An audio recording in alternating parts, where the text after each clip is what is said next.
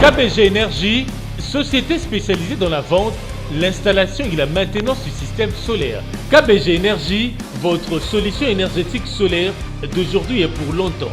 KBG Énergie développe des projets en électricité générale, l'énergie solaire photovoltaïque et les systèmes de secours en Afrique centrale, en RDC et ses environs. KBG Énergie gère votre consommation et votre stockage. Nos services, matériel européen très durable, 2 équipes professionnelles à votre disposition. Les dimensionnements complets des installations, l'élaboration de schémas techniques et plans d'implantation, le développement de nouveaux projets, la mise en œuvre de projets ainsi que la maintenance. Avec KBG Énergie, fini le délestage et assure votre alimentation en énergie solaire. Appelez-nous au plus 243 822 829 199, soit plus 243 999 466 256. Immeuble NTC ex Massamba 644 Kinshasa Gombe, référence rond-point Kimazière. Info kbg@yahoo.com. KBG Énergie. Since the beginning of the century, Africa has ranked second behind Asia on the leadership board for the world's fastest growing region in 2017. This level of growth, however, has been insufficient to trigger fundamental changes in the country. Furthermore, growth in Africa has less of an impact on this problem than as part of the financing where available projects are rolled out. Africa currently et tout différent. Excellence, Monsieur le Premier ministre, chef du gouvernement, Leurs Excellences, Messieurs les membres du Conseil supérieur de la magistrature, honorables députés, honorables sénateurs, chers membres du gouvernement, distingués invités en vos titres et qualités respectifs.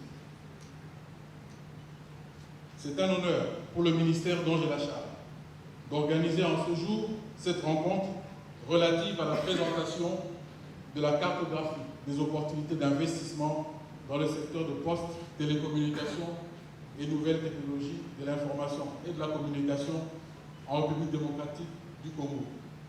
Avant toute chose, permettez-moi de rendre les hommages déférents à Son Excellence, Monsieur le Président de la République, chef de l'État, Félix Antoine Tshisekedi Tshilombo, pour le patronage de cet événement important pour notre secteur et pour sa présence à ses assises. La vision de Son Excellence, Monsieur le Président de la République, chef de l'État, je cite, faire du numérique congolais un levier d'intégration, de bonne gouvernance, de croissance économique et de progrès social.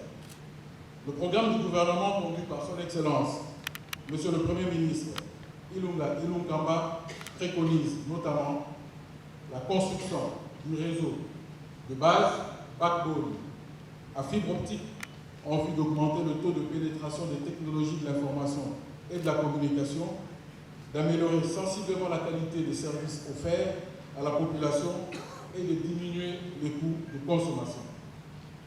L'interconnexion de toutes les 6 provinces du pays, le renforcement des capacités du personnel d'État en vue de son perfectionnement dans l'usage de l'outil informatique.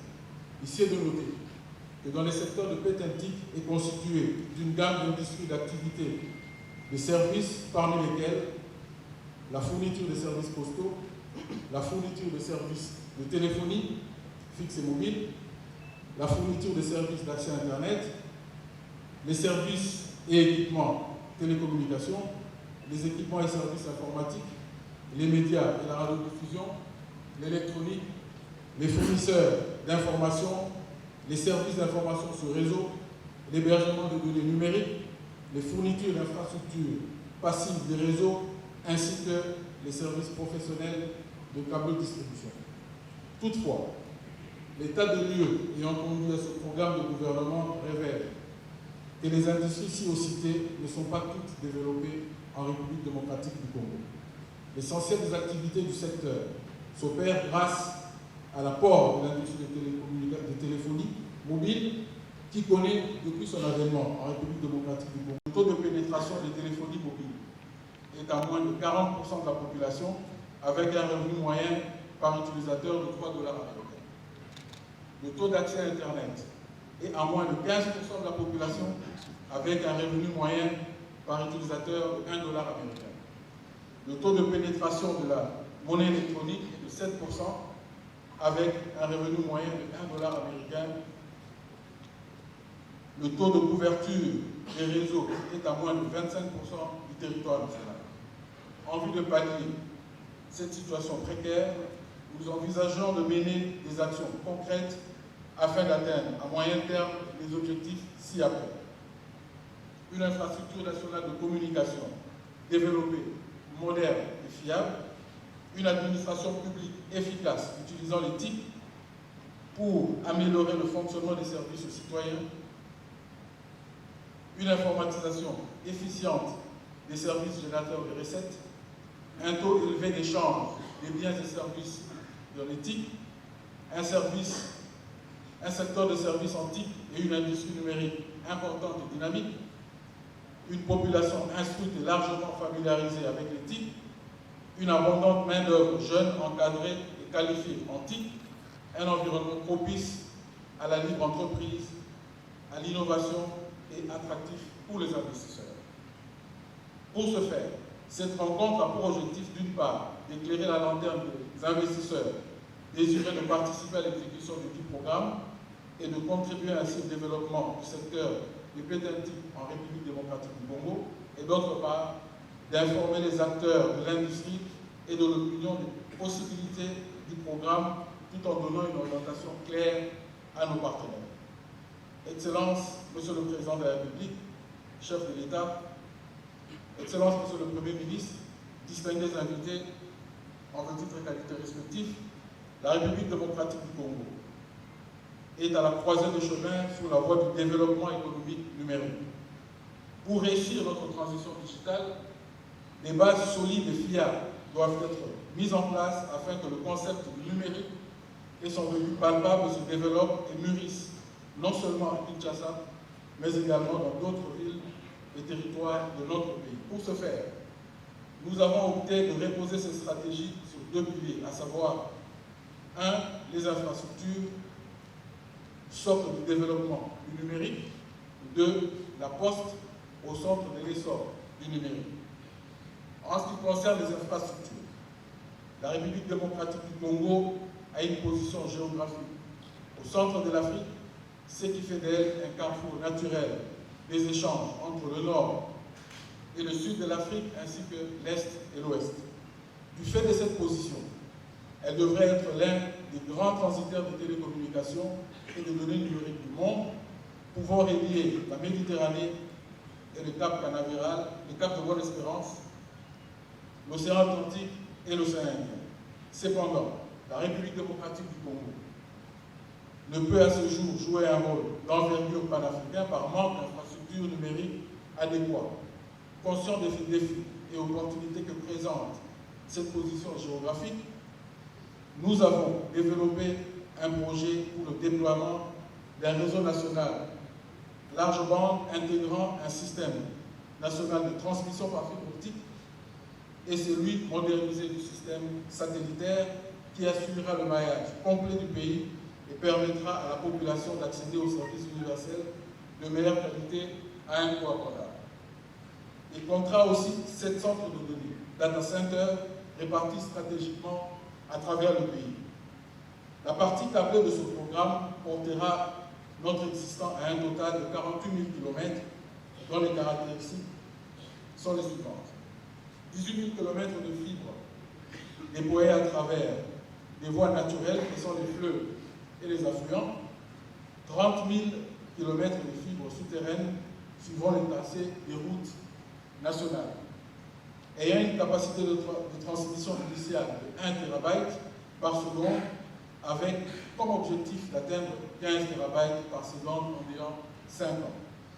La partie satellitaire de ce projet consistera à la construction d'un téléport moderne pour assurer la distribution du signal satellitaire dans les 26 provinces, la modernisation des 53 stations aériennes du réseau national satellitaire, l'acquisition d'un transpondeur important dédié qui permettrait la consolidation progressive du segment spatial congolais. Dans l'optique de l'interopérabilité de deux réseaux, le système câblé reliera toutes les stations terriennes satellitaires et s'appuiera sur celles-ci dans le but de couvrir les zones non seulement desservies par la fibre, d'assurer la redondance et de pourvoir à la connectivité pour le dernier kilomètre. Je vous invite, avec votre permission, Monsieur le Président de la République, à voir ce à quoi ressemblera le réseau que nous avons pu concevoir. Le Premier ministre, Excellences, Mesdames et Messieurs les ambassadeurs, les chefs de mission diplomatique, distingués invités, Mesdames et Messieurs, chers compatriotes, les technologies de l'information et de la communication ont engagé l'humanité dans une nouvelle manière de gérer et de servir. Lors de mes différentes interventions en rapport avec le numérique en République démocratique du Congo, j'ai mis en exergue de manière répétée la nécessité d'en faire un des vecteurs incontournables du développement de notre pays. En effet, l'accès aux connaissances, la gestion de l'information des données, l'éradication de la fraude, l'augmentation des revenus de l'État, ainsi que le renforcement de la bonne gouvernance ont connu des avancées significatives à travers le monde depuis l'émergence de nouvelles technologies. Bien qu'en retard, le continent africain s'inscrit dans le même processus et notre pays, la République démocratique du Congo, ne pourra rattraper son retard ni envisager son émergence sans un recours massif aux moyens modernes de communication et de gestion de l'information offerts par les NTIC. Il sied de noter que la République démocratique du Congo est entrée dans l'histoire mondiale des télécommunications, notamment par l'établissement du premier réseau de télécommunications par satellite en Afrique, à l'époque, ça s'appelait Resatelsat, devenu aujourd'hui Renatelsat, avec une cinquantaine de sites parsemés sur le territoire national. Et puis le lancement de l'un des premiers réseaux de téléphonie mobile dans le monde, entraînant ainsi la dérégulation du marché et la tombée du monopole naturel de l'État dans le secteur sur le continent.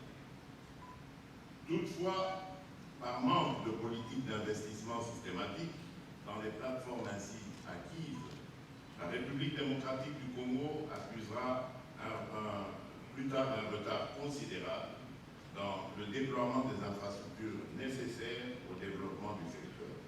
La République démocratique du Congo, quant à sa capacité d'absorber et de répandre les nouvelles technologies de l'information et de la communication. En outre, il en résulte que le coût d'accès à Internet dans notre pays est l'un des plus élevés du continent.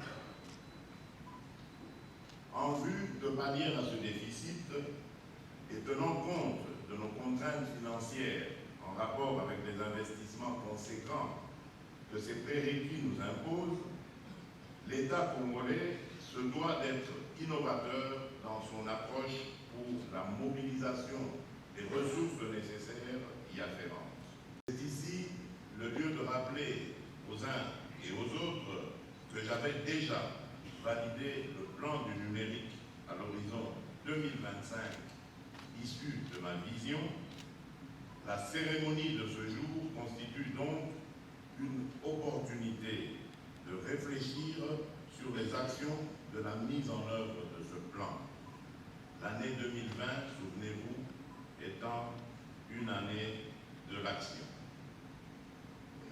L'Agence de développement du numérique, qui sera sera créé par le décret du Premier ministre sera chargé de contacter les investisseurs pour accompagner l'État dans cette noble initiative qui nécessite beaucoup de moyens.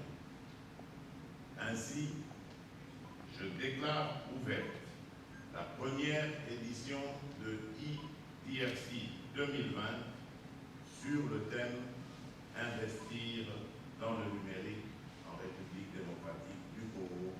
Je vous remercie. Donc, vous n'êtes plus tellement dans la presse écrite ou dans la presse audiovisuelle. Vous êtes tous donc maintenant dans les réseaux. Les réseaux sociaux, on vous voit. C'est ça, la numérisation. Et même aussi avec la presse, j'ai entendu, bien que je ne suis pas de la presse, mais j'ai entendu que donc l'union de journalistes, vous vous occupez à avoir des cartes électroniques, des cartes numériques. Donc on ne peut pas échapper à ça et nous allons vers ça dans le domaine qui me concerne, qui est celui de l'électricité, celui des mines. La numérisation est une très bonne chose parce que le projet est aussi, nous sommes en train d'informatiser, de numériser le cadastre minier. Donc le cadastre minier sera maintenant donc numérisé et c'est ce qui justifie ma présence en ces lieux. Merci.